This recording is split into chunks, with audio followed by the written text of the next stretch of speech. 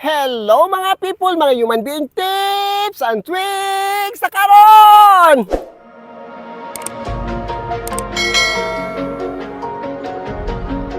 Sa hindi pa nakasubscribe sa ating YouTube channel, pakisubscribe naman, Miss Human Being.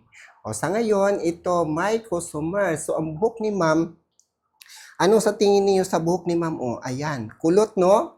Pero ang gusto ni ma'am, hindi niya ipariban. Hindi pa niya alam kung ano yung rebanding, ano option lang gawa sa buhok ni ma'am. Pag magpariban siya, pwede kahit di kulot. Pero pwede rin ipakulot ulit. Hanggang dito, hanggang sa dulo sa kanyang buhok. Ito na talaga ang ano ko ninyo. Sabi ko sa inyo na maganda si Kerasis. Oh, sinong gustong bumili at proven and tested ko na to si Kerasis. Made in Korea. So ngayon, bago tayo magsimula na magkulot ng buhok, banlawan muna siguro mga 2 bisis, 3 bisis to lagyan ng shampoo para mawala yung mga oil na nilagay ni ma'am. Kasi yung ginamit ni ma'am na oil, yung mga ordinary lang. So dapat yung mga oil na gamitin yung Ilujuda kasi maganda ang Ilujuda. Alam ba ninyo si Ilujuda? Made in Japan din. Tapos na si girl na banlawan.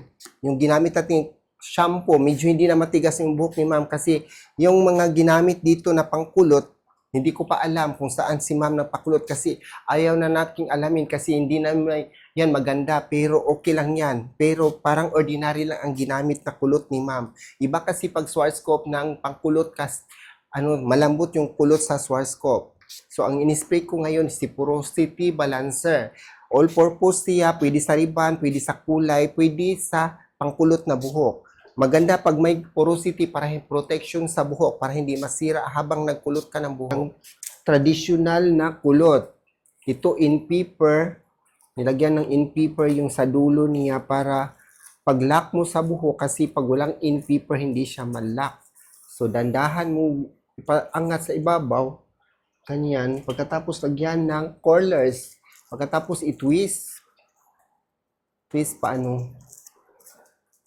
Pantungo doon sa roots ng kanyang buhok. At marami pa itong mga bugto, at maraming mga BB hair, parang siya, maraming mga putol. Pagkatapos dyan, na twist mo na, lagyan ng rubber band. Ito, rubber band. Ang ginamit ko, ganito talaga si rubber band, para, siya, hindi sa luag. Ano ba yung luag? Ito ang ginamit ko na pangkulot, si Perm Lotion, si Professional, at saka si Neutralizer. Hindi pa si Neutralizer, ilagay ito muna si Professional na Perm Lotion. Pagkatapos, ilagay dito sa ating shake muna bago ilagay dito sa applicator para madali lang ka mag-apply doon sa sa buhok. Doon sa may kinulot na muna buhok. Ayan. Isa-isa lagyan ng mga gamot ang mga buhok na naka-wine. Na nilagyan ng mga curlers.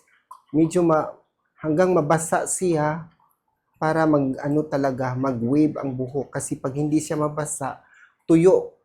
Dapat mabasa siya kasi tuyo ang buhok. So isa-isahin mo hanggang sa mabasa na siya. Pagkatapos, ganyan talaga ang magkulot.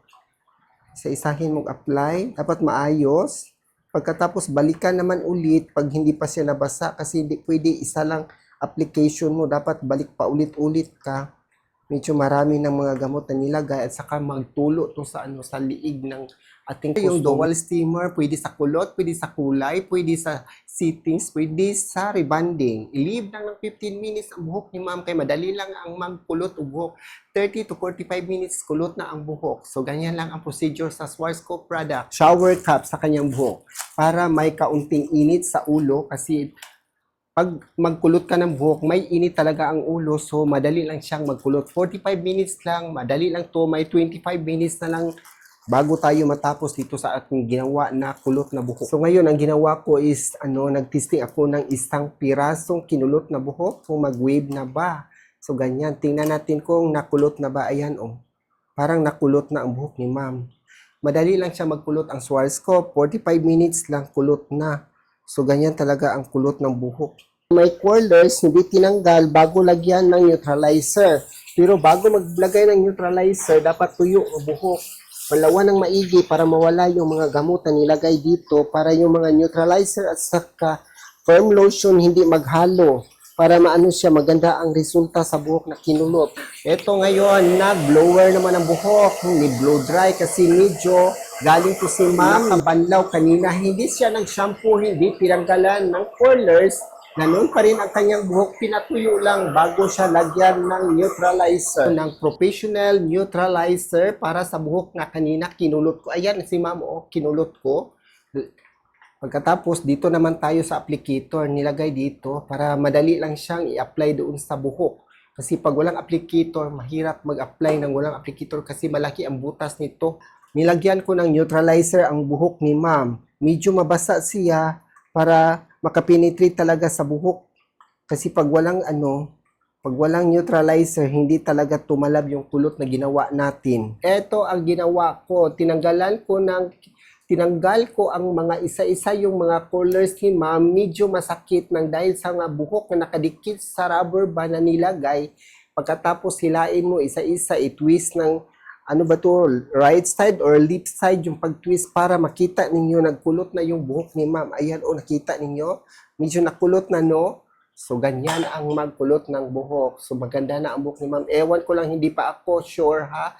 Kasi ang buhok ni ma'am, kulot to dati. Ngayon, follow up sa kulot kasi sa ibabaw ng kanyang buhok, wala nang kulot.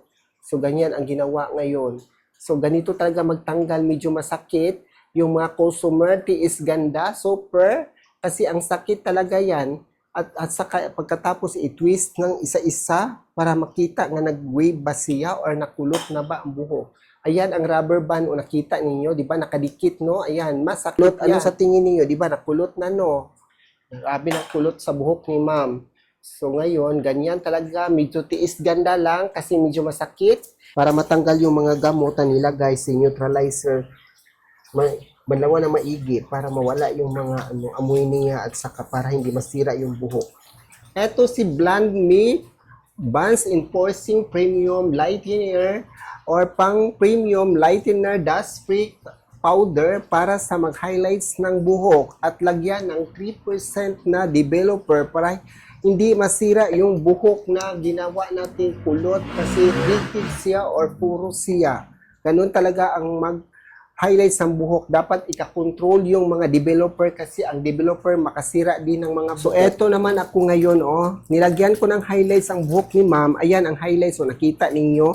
So, para hindi siya masira, 3% yung ginawa ko kanina ng ginamit ko sa Blend Me.